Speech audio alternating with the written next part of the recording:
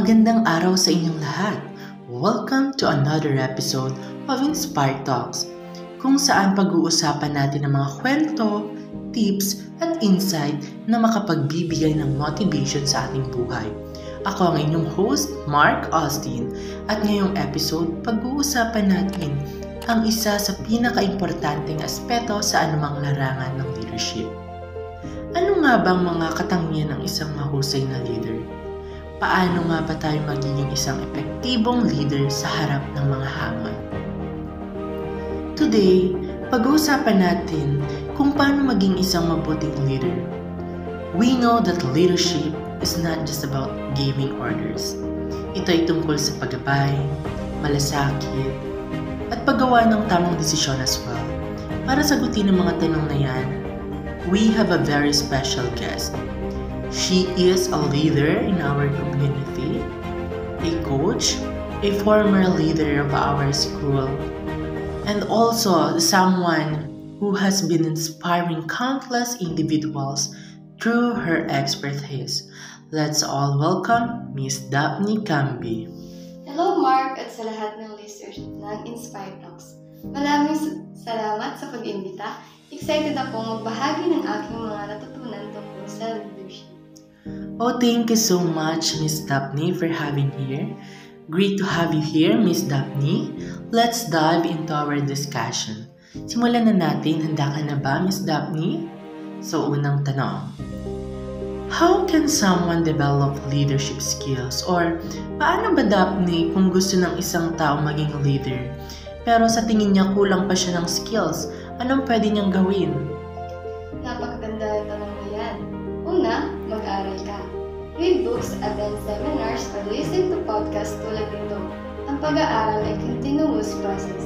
Pangalawa, practice small leadership roles. Pwede kang mag-volunteer sa community projects o mag-lead ng small teams sa trabaho. Dito mo maranasan kung paano mag-desisyon at makitungo sa iba't ibang tao. At panghuli, maghanap ng mentor. Ang mentor ay isang taong makatulong sa iyo na grow at magbigay ng advice base sa kanilang experience. Thank you so much, Miss Daphne. It's such a good tips for everyone who inspired to be a leader. Sa tingin ko, para to sa mga batang gusto maging leader someday. So, sa sinabi ni Miss Daphne, parang ito yung mga way para maging effective leader tayo. Thank you so much. So, next question, Daphne. Ano po ba ang pangunahing katangian ng isang mabuting leader? Great question, Mark. Para sa akin, ang mabuting leader ay may tatlong mahalagang katangian. Una, may malinaw na bisyon. Ang isang leader dapat alam ang direksyon na gusto nilang tahakin. Pangalawa, empathy. Kailangan marunong makinig at unawain ang damdamin ng kanilang mga miyembro. Kapag nararamdaman ng mga tao na naiintindihan sila, mas motivated sila magtrabaho. At panghuli, integrity. Kailangan ipakita ng leader ang tamang values, ang pagiging totoo, patas at may respeto sa lahat. Oo, tama pala yun. Dapat kapag naging leader ka pa lang, Miss Daphne, mag-set ka ng goal, be passionate. Always put your passion into action. Make a vision. Parang isi-set mo yung sarili mo sa goal na to para ma-achieve mo, para maging effective leader ka. So, para sa iyo, Miss Daphne, anong pinakamahalagang katangian ng isang mahusay na leader?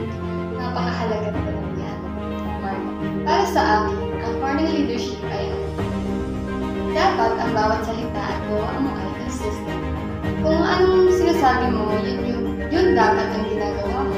Hindi lang ito tungkol sa pagiging boss, kundi pagiging isang halimbawa na maaaring sundan ng iba. Sa Tagalog, walk the talk.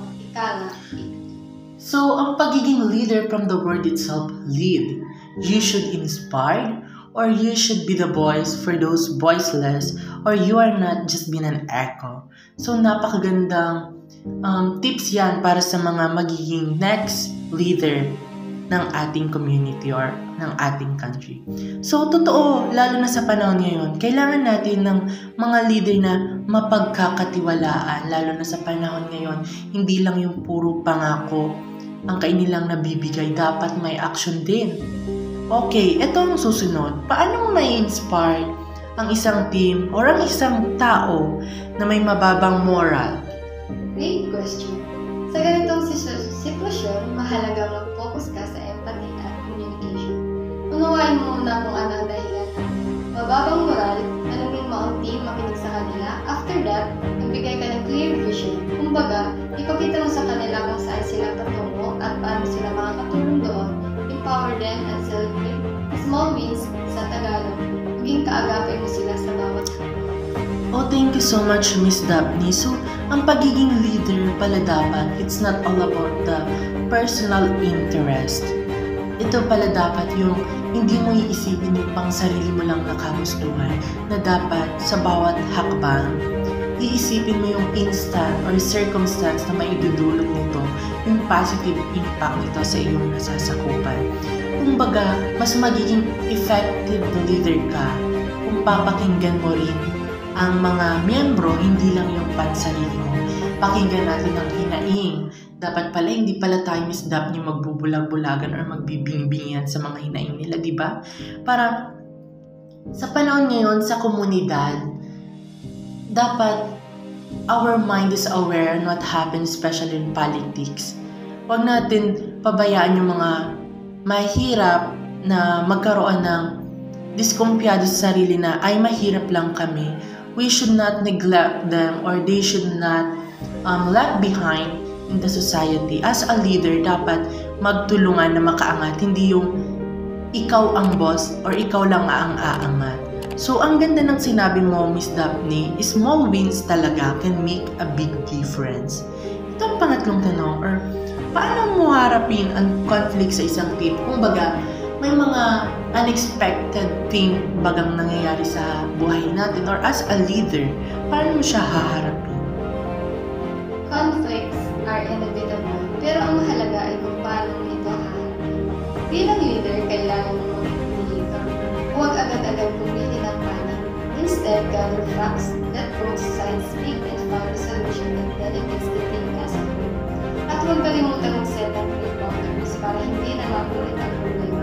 Sa madaling salita, maging fair at transparent. So, tama yan, Miss Daphne. Bilang isang leader pala, kailangan natin maging unbiased. We should not create an unfair treatment to everyone. We should be transparent. We should not set boundaries in the social statuses in the community. As whole community, dapat same treatment. Dapat maging patas, hindi porket eto nakakaangat kasi sila ngayang may kaysa buhay. Etong mahirap, hindi na natin tapak. Parang napakaganda naman isipin na kung gano'n, Miss Daphne, no? Sana ganito dapat ang mindset ng bawat leader. Kaya talaga, Miss Daphne, napaka-importante ang pagiging bukas at patas. Alam mo yun, di ba? Okay, last question tayo.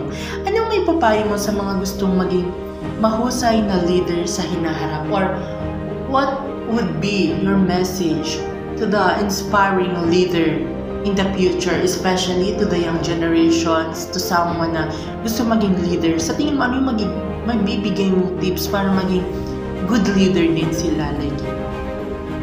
Ang payo ko, start with self-leadership. Hindi mo maliit ang iba kung hindi mo kayang ilit ang sarili mo. Mag-invest ka sa sarili mo, magbasa, mag-attend ng training at magtutong makinig. Also, stay humble. Ang tunay na leader ay hindi ka dapat magtutong mula sa iba kahit pa mula sa mga leader. Oh, Miss Daphne, parang gandang pakinggan na nagsimula ka rin pala sa self-leadership. Ang pagiging leader pala, palagi nating sisimulan sa ating mga sarili. At isa pa, ang isang leader daw dapat maging humble. Kung sa tingin mo, Miss Daphne, may mga bagay bang alam mong mali or natututo ka sa iba? Or something na bilang isang leader, may mga bagay na, ay hindi ko ngayon alam, nagpapatulong ka sa miyembro mo? Di ba parang may mga ganon tayong insight sa buhay? So, napaka-powerful ng insight mo, Miss Daphne.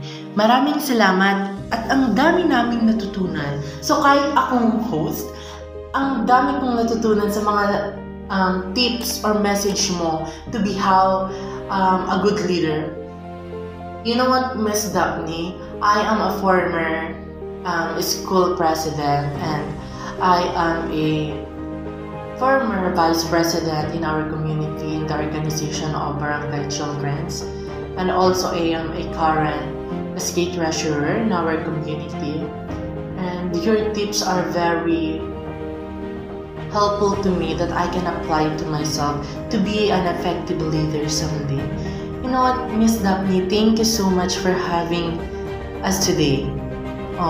Sa mga listener natin dyan, sana naman may natutunan kayo sa napakaraming tips or mga knowledge na binigay sa atin ni Miss Daphne kung paano nga ba maging isang leader, effective leader. So dapat maging matuto tayo mula sa ating mga sarili. At dyan nagtatapos pala mga listener ang ating episode ng Inspire Talk. Tandaan, leadership is not about position. It's about action and influence.